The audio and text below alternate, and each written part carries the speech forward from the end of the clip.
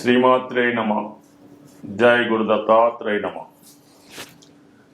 కుజగ్రహం మానవుడి యొక్క జీవితాల్ని తారుమారు చేస్తూ, వివాహాల్ని విచ్ఛిన్నం చేస్తూ, అటు అబ్బాయిల్ని అటు అమ్మాయిల్ని, ఇప్పుడున్నటువంటి పరిస్థితుల్లో మగవాళ్ళకి ఎదురవుతున్నటువంటి ఆలస్య వివాహాలు, స్త్రీల యొక్క ఆధిపత్యం పెరగడం, ఇవన్నీ కూడా కుజగ్రహ ప్రభావం వల్ల జరుగుతూ ఉంటాయి. సో ఏదైనా ఒక వ్యక్తి జీవితంలో వాడు స్వతంత్రంగా జీవితంలో ఎదగాలన్నా, నిలదొక్కుకోవాలన్నా, ధైర్యంగా ఒక ఉద్యోగం చేయాలన్నా, వ్యాపారం చేయాలన్నా, అసలు ధైర్యంగా బయట ప్రపంచంలో బతకాలన్నా కూడా కుజగ్రహ అనుగ్రహం తప్పనిసరి. అటు ధైర్యానికి కారకుడు, కాన్ఫిడెన్స్కి కారకుడు, విజయానికి కారకుడు అవుతూ ఉంటాడు. అలాగే వ్యక్తి యొక్క సంపాదనకి కూడా కుజుడే కారణమవుతుంటాడు. ఇప్పుడు ముఖ్యంగా ఆర్థిక విషయాల్లో ప్రముఖంగా ఉన్నటువంటి రియల్ ఎస్టేట్ రంగాన్ని పరిపాలిస్తుంది కూడా కుజగ్రహమే.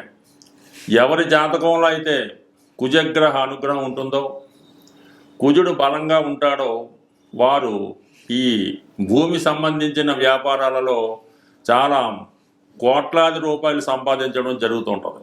ఒకానొక రోజు సాధారణ స్థితిలో ఏమీ లేని ఒక వ్యక్తిగా, ఒక సాధారణ కూలీగా ప్రవేశించి లైఫ్లో కొలది కాలంలోనే విపరీతమైనటువంటి ఆస్తుల్ని, ధనాన్ని కూడబట్టగలిగారంటే కేవలం కుజగ్రహ అనుగ్రహం. కుజగ్రహ అనుగ్రహం ఉంటేనే పూర్వీకుల ఆస్తి మనకు వస్తుంది, ఆస్తికి తగిన ఆదాయం వస్తుంది. అలాగే ఎవరి నుంచి విరోధాలు లేకుండా స్వతంత్రంగా ఎదగడం జరుగుతూ ఉంటుంది.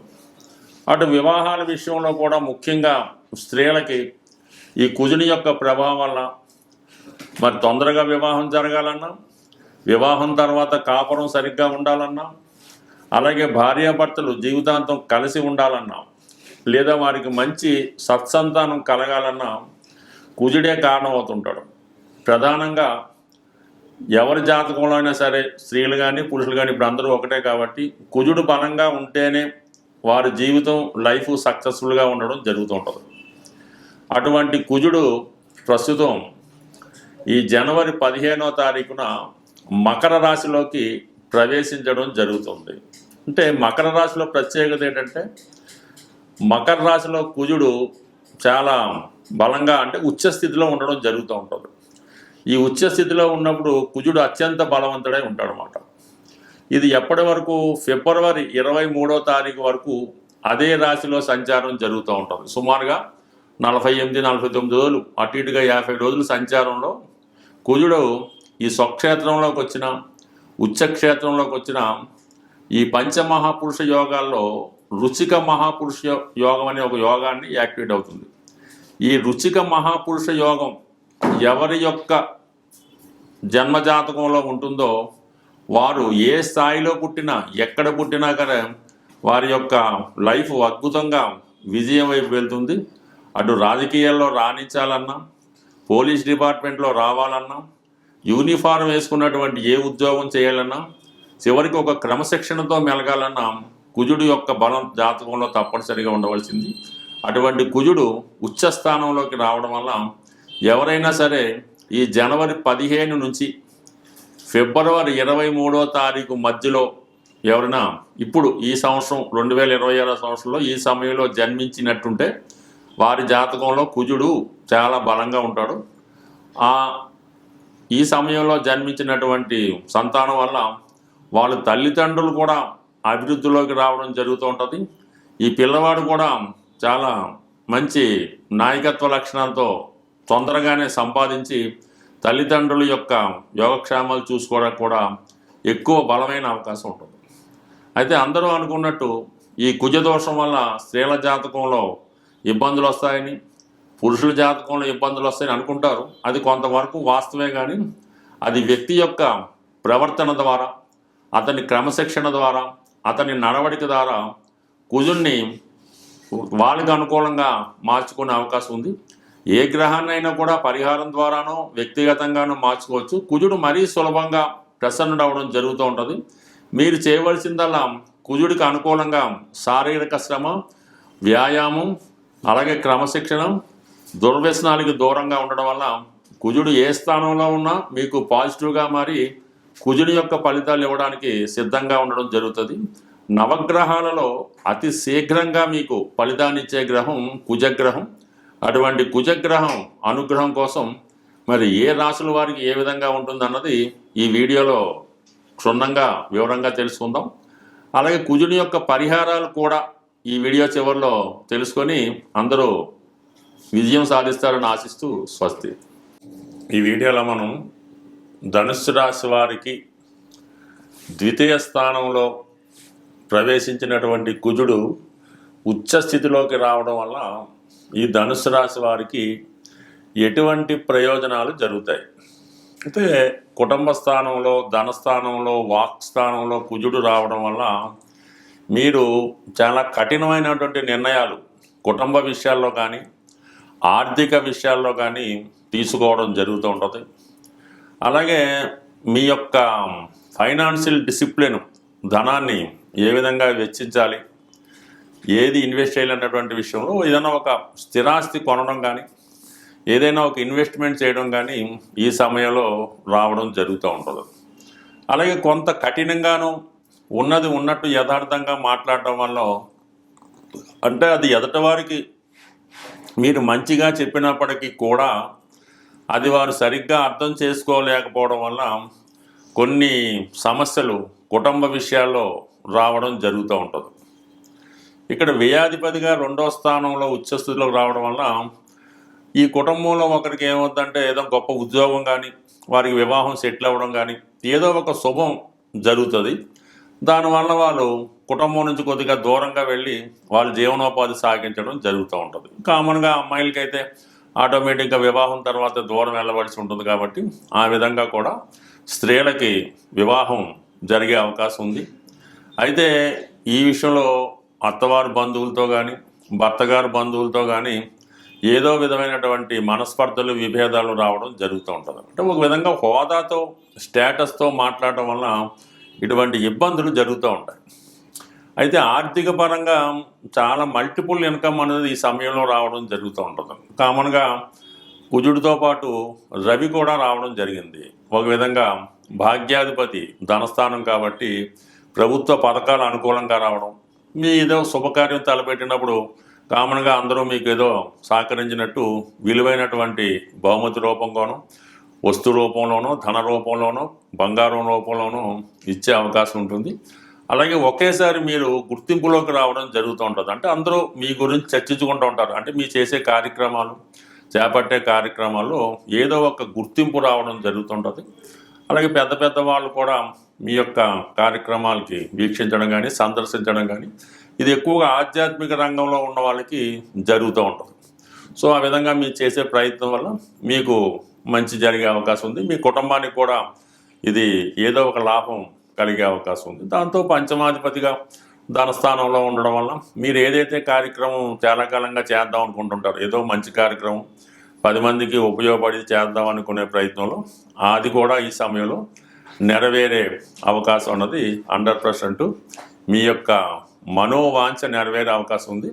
అలాగే ఏంటంటే ఏ ప్రయత్నమైనా ఒక ప్రభుత్వంతో అవసరం ఉన్నా, ఒక పెద్దవారితో మీకు పని ఉన్నా, మీ యొక్క వాక్చాతుర్యంతో, తెలివితేటలతో అవతల వారిని ఆకట్టుకొని మీ ప్రయత్నం నెరవేరడానికి కూడా ఈ గ్రహస్థితి సహకరిస్తుంది. సో అలాగే ఏదో ఒక పుణ్యక్షేత్రాన్ని దర్శించడం కానీ, ఒక పుణ్య కార్యక్రమం చేయడం కానీ జరిగే అవకాశం ఉంది. కామన్గా ఎదురు రియల్ ఎస్టేట్ వ్యాపారం చేస్తున్న వారికి కానీ, మీడియేటర్గా వ్యవహరిస్తున్న వారికి కానీ, ఏదైనా విద్యా సంబంధించినటువంటి ఆధ్యాత్మిక రంగంలో ఉన్న వాళ్ళకి కూడా చాలా వరకు మీలో ఉన్నటువంటి ప్రజ్ఞకి, మీలో ఉన్నటువంటి టాలెంట్కి చాలా వరకు గుర్తింపు రావడం జరుగుతుంది. స్వస్తి. కుజగ్రహ అనుగ్రహం పొందాలంటే, చాలా సులువుగా తొందరగా పొందాలంటే ఆంజనేయ స్వామి యొక్క ఆరాధన.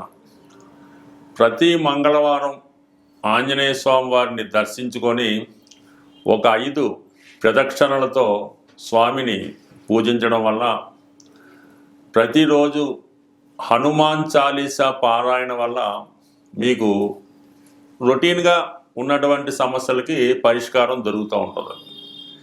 ఏదైనా ఎక్కువ పెద్ద సమస్య ఉన్నప్పుడు మీరు వివాహానికి సంబంధించిన సమస్య, పెళ్ళి అవటం లేదు, భార్యాభర్తల మధ్య విభేదాలు, అన్నదమ్ములతో గొడవలు ఇలాంటివి ఉన్నప్పుడు కంప్లీట్గా ఒక మంచి రోజు చూసి మీ యొక్క సాధన తార వచ్చిన రోజు స్వామివారి ఆలయంలో సింధూరంతో అభిషేకం చేయించడం, అదే రోజు తమలపాకులతో అర్చన చేయించి ఇలాగా ప్రతి మంగళవారం ఒక 8 వారాలు అనుకొని, అయితే ఈ 8 వారాలు కూడా మీరు బ్రహ్మచర్యాన్ని పాటించవలసి ఉంటుంది.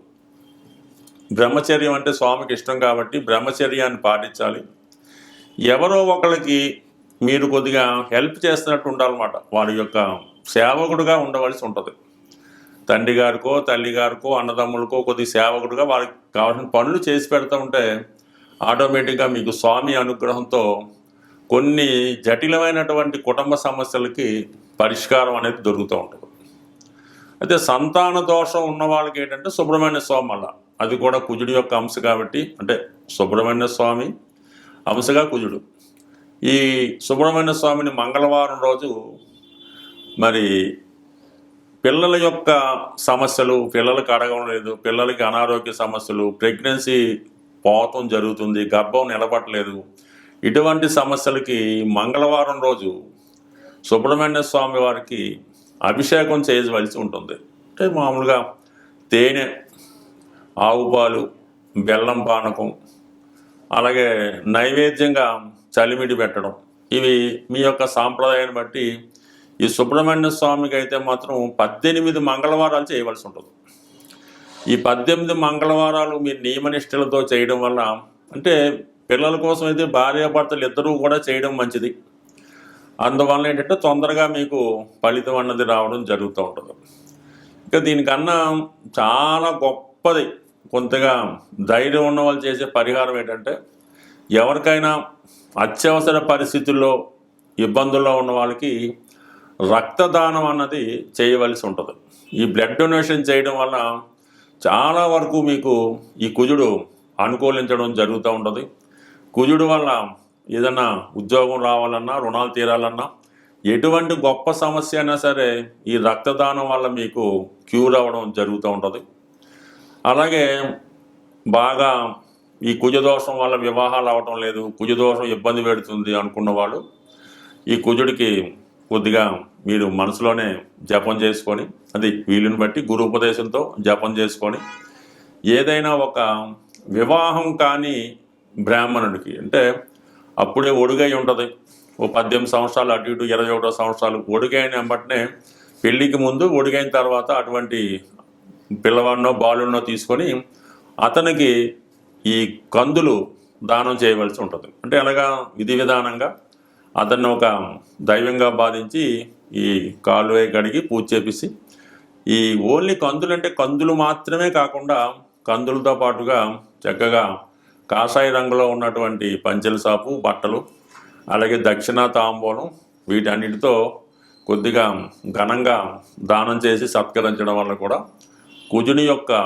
దోషం పరిహారం అయ్యే అవకాశం ఉంటుంది. అనేక ప్రాంతాల్లో అనేక రకాలుగా ప్రభావం ఉంటుంది. కానీ బాగా ఫిజికల్గా కష్టపడిన, వ్యాయామం చేసినా కూడా కుజుడు మీకు అనుకూలంగా మారడం జరుగుతూ ఉంటుంది. ఏదేమైనా సింపుల్ రెమెడీ ఏంటంటే, కుజుడు మీకు అనుకూలంగా ఉండాలంటే మీ తోడ పుట్టినటువంటి అన్నదమ్ములు, అక్కజల్లులతో సఖ్యతగా ఉండాలి. అంటే వాళ్ళతో ఎటువంటి గొడవలు పెట్టుకోకుండా ఏదైనా కట్టసీగా పండగలకి, పుణ్యాలకి ఏదో గిఫ్ట్లో ఇచ్చుకొని అన్నదమ్ములతో సఖ్యతగా ఉంటే వాడు సరిపోతుంది. భార్యాభర్తలు కూడా ఎటువంటి విభేదాలు లేకుండా, ఎటువంటి కష్టం వచ్చినా ఒకరికొకరు సంప్రదించుకోవడం వల్ల కూడా కుజదోషం అనేది పరిహారం అవుతుంది. అంటే ఇవి చివరి కొంత కష్టంగా ఉన్నా అసలు పరిహారం అంటే ఇదే, కానీ మిగతావన్నీ కూడా దాని తర్వాత వచ్చినాయి. కాబట్టి మరి ఏదైనా మీ సమస్యను బట్టి పరిహారం చేసుకొని కుజుడి యొక్క అనుగ్రహం తప్పక పొందుతారని ఆశిస్తూ స్వస్తి.